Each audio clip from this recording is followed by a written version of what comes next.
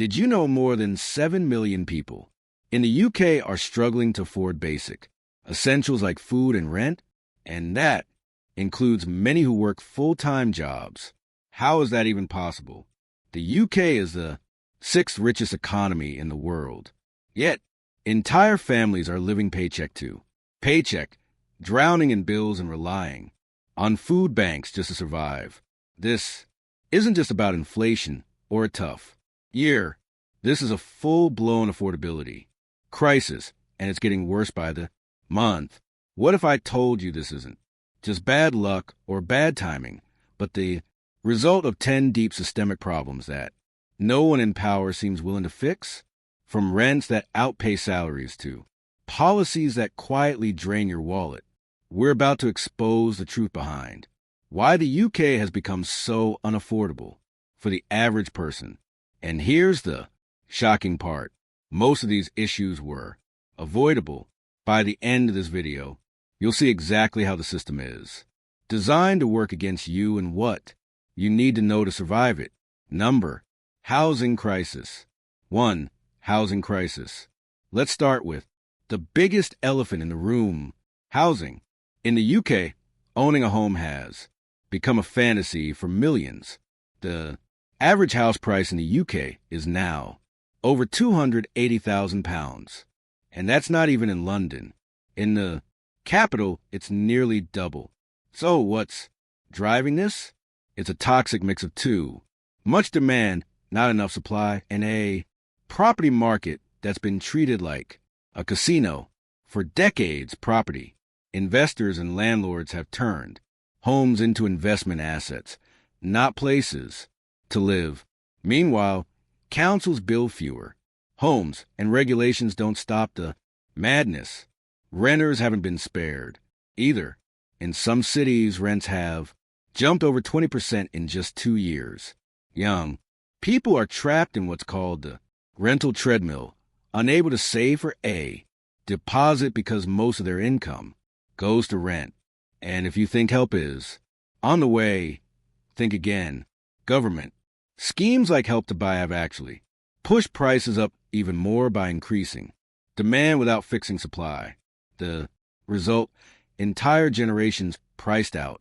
People in their 30s still living with parents, families squeezed into tiny flats, and landlords holding all the cards. So when people say just move to a cheaper area, they're missing the point. This is not about bad decisions. It's about a broken system. A system that rewards those who already own and punishes those just trying to get a roof over their head. Number 2, wage stagnation. Stagnation.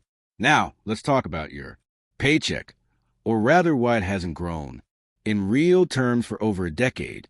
Despite rising living costs, UK wages have barely kept up with inflation.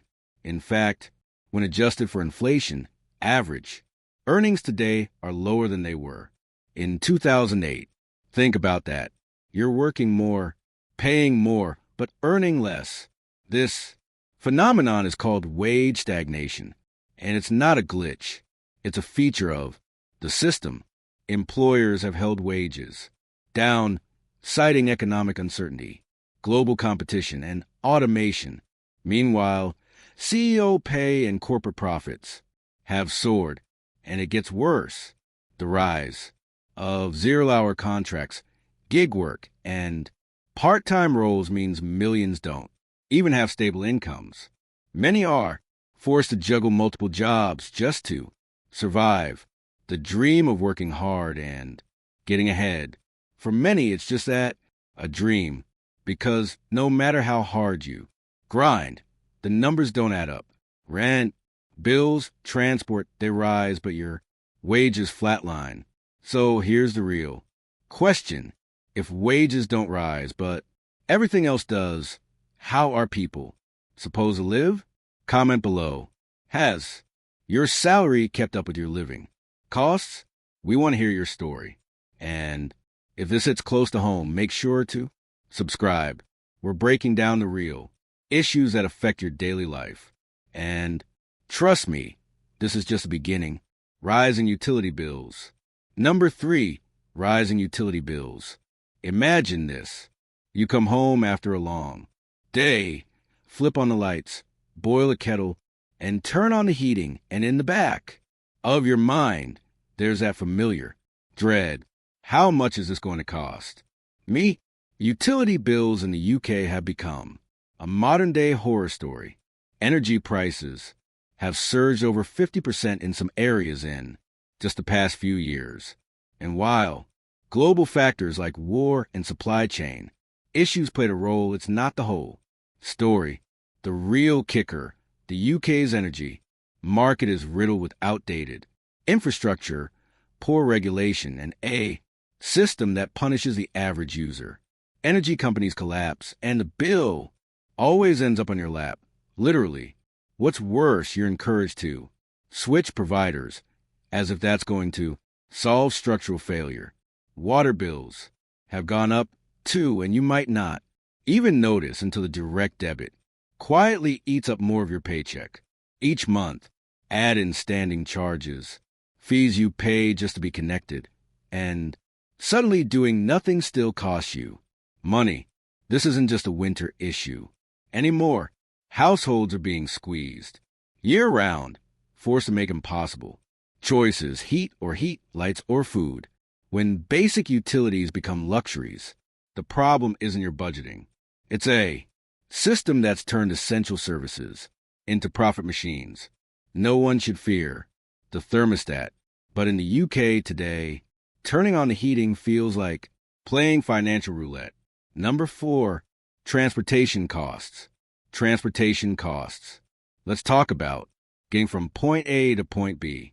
Something that should be simple, but in the UK, it's a financial juggling act. Start with public transport. The UK has some of the highest rail fares in Europe. A monthly train pass can cost more than a week's rent, especially for commuters traveling into major cities like London or Manchester. And what do you get in return? Delays, cancellations, overcrowded carriages, and ticket machines that seem to charge random prices depending on the day of the week. Buses not much better. Many routes in rural areas have been slashed entirely, leaving whole communities stranded. Meanwhile, fares continue to rise with no significant improvements in service or accessibility for people without cars. The options are either unreliable, unaffordable, or both. Now let's talk driving. Owning a car used to be the backup plan, but now it's a cost monster. Fuel prices remain volatile. Insurance premiums are soaring, and don't even mention repair costs.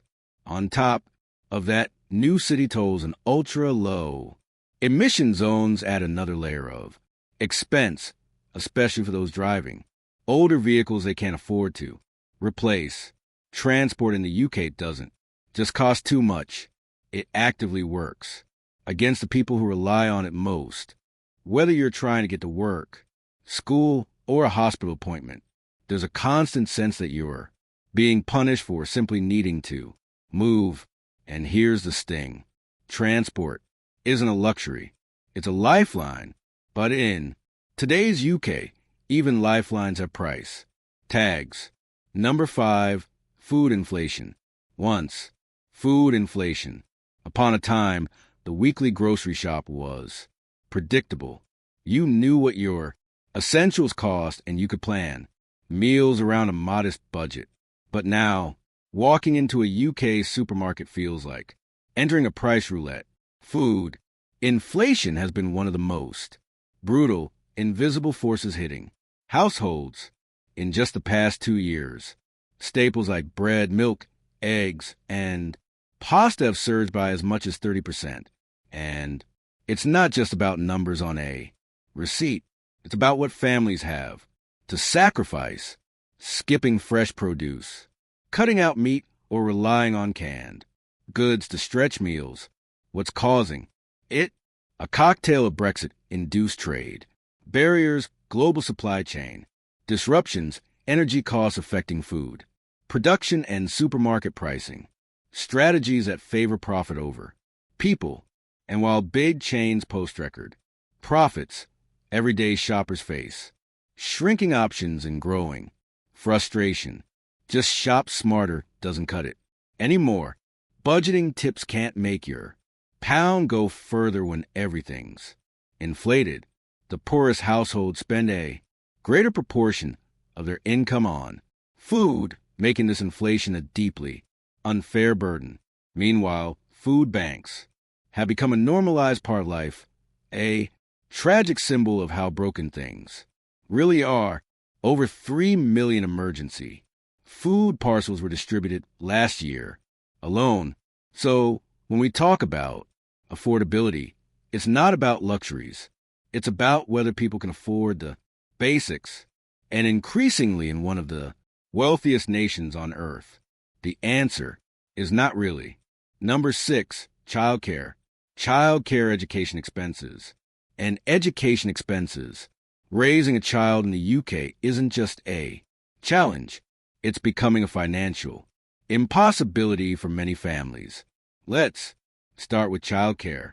Full-time nursery for a toddler can cost upwards of £1,200 per month. That's more than many people's rent or mortgage. And unlike countries where childcare is heavily subsidized, in the UK it's largely a private expense. This has forced many parents, especially women, to leave the workforce because it simply doesn't add up. Then there's school, supposedly free, right? But parents know better. Uniforms, school trips, lunch money, classroom supplies, all adds up. One survey found that families spend nearly £900 a year just preparing for the school year. That's before extracurriculars or tutoring, which have practically become necessities in an underfunded education system. And when kids grow up, university brings another layer of financial weight.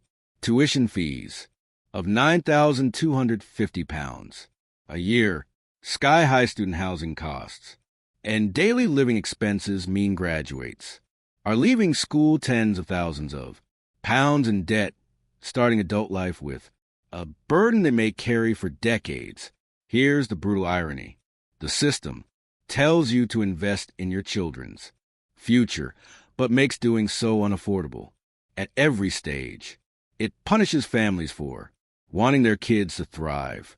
Education should be the great equalizer. Instead, it's becoming one more way the affordability crisis keeps people locked in place, where every choice feels like a compromise and every milestone comes with a price tag. Number 7, healthcare access drain. Healthcare access drains. For decades, the NHS was the UK's crown jewel. Free, universal healthcare for all. But today, that promise feels like it's unraveling. Not because people don't need it, but because the system is cracking under pressure. Start with access. GP appointments can take weeks, even months. Emergency departments are overwhelmed. Mental health services, chronically underfunded and overburdened. For millions, the NHS is no longer the safety net it once was. It's a waiting list that never ends. This has led to a disturbing trend. People turning to private health care, not out of luxury, but out of desperation, paying hundreds, even thousands for consultations, scans, or surgery just to avoid unbearable delays. And if you can't afford it, you wait and hope. Then there's the hidden costs. Prescriptions, dental care, and eye exams all come with fees. In England, over 10% of people have skipped prescriptions due to cost, and that number is rising. It's easy to say the NHS is still free, but the reality on the ground tells a different story. The system is stretched so thin that even basic care is delayed or denied. And when health becomes a matter of wealth, the gap between rich and poor widens even more. No one should have to choose between their health and their wallet. But in today's UK, that's the decision facing millions. And it's yet another layer in the cost of living crisis. One that literally puts lives at risk. tax burden on the working class. Number 8, tax burden on the working class. When people think of taxes, they often imagine the wealthy footing the biggest bills. But in the UK, it's the working and middle classes who carry the heaviest load, and they're doing it quietly. Let's start with VAT, the value added tax. Every time you buy essentials, like toiletries, cleaning supplies, or even some food items, you're paying a flat 20% tax. This isn't based on how much you earn. It's the same for a billionaire and someone earning minimum wage. That's what makes it regressive. It hits those with the least the hardest. Then there's council tax, an outdated postcode lottery system that charges some of the poorest households more than wealthy property owners in richer areas. Add in fuel duty, national insurance, and stealth taxes built into everyday life, and the picture becomes painfully clear. The average person is paying more than their fair share.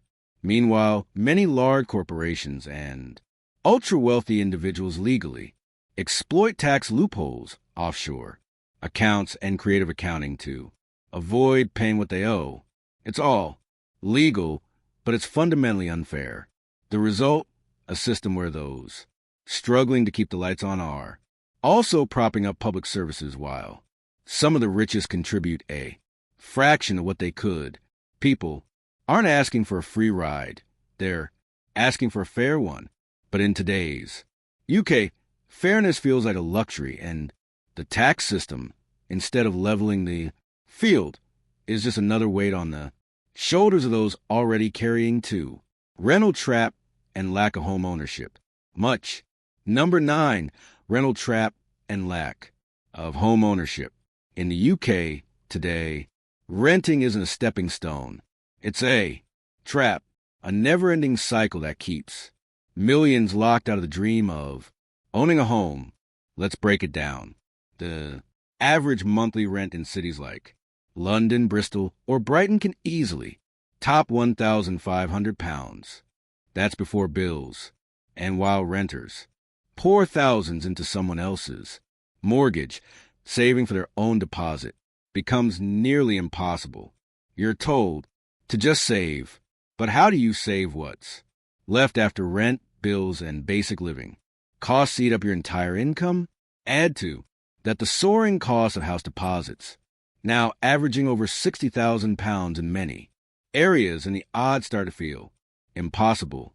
Then there's the credit checks, the interest rates, the strict lending criteria. Even if you do everything right, the system keeps moving the goalposts. And the longer you rent, the harder it gets. No equity, no security. Tenants face unpredictable rent hikes, short-term leases, and limited rights. You can be priced out of your home with barely any notice. And good luck finding a new place with decent conditions. This isn't just about home ownership as a milestone. It's about stability, wealth building, and dignity. Renting for life under these conditions means permanently handing over your future to landlords and agencies that operate on profit, not fairness. In the UK, owning a home is no longer a reward for hard work. It's a prize reserved for the few, and everyone else is left renting their way through a rigged system. Number 10, government policy failure. Policy failures. At the heart of every crisis we discuss lies one common thread: government policy, or rather, the lack of effective people first policy that tackles the real issues facing ordinary Britons. Let's be honest, many of the problems we're facing today didn't come out of nowhere. They are the product of years, even decades, of policy decisions that have prioritized economic optics over real quality of life. Austerity measures slashed public services to the bone. Social housing construction was neglected. Regulation on energy, housing, and employment was weakened in the name of market freedom. Meanwhile, Politicians point fingers and play blame. Games instead of acting. Initiatives are announced with big headlines, but fall flat on delivery. Think of help to buy or rent to own schemes that often inflate markets rather than solve underlying issues. And while ordinary people are told to tighten their belts, the elite enjoy tax breaks, subsidies, and bailout protections that never trickle down. What's sold as fiscal responsibility ends up being a convenient excuse for inaction. The truth is, without structural reform, no amount of budgeting tips or side hustles will fix this crisis. People don't need motivational speeches. They need policies that work. That means investment in housing, fair wages, real support for families, and holding corporations accountable.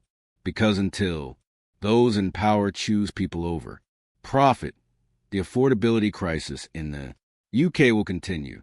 No matter how hard individuals try to keep their heads above water, the cost of living isn't just numbers.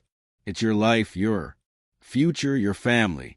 So tell us in the comments which of these 10 issues hits you the hardest. And if this opened your eyes, go check out our last video. It goes even deeper into what's really going on behind the headlines. We pour heart, time, and research into every video. So if you want to support us, hit that subscribe button. It's just one click, but it means the world to us.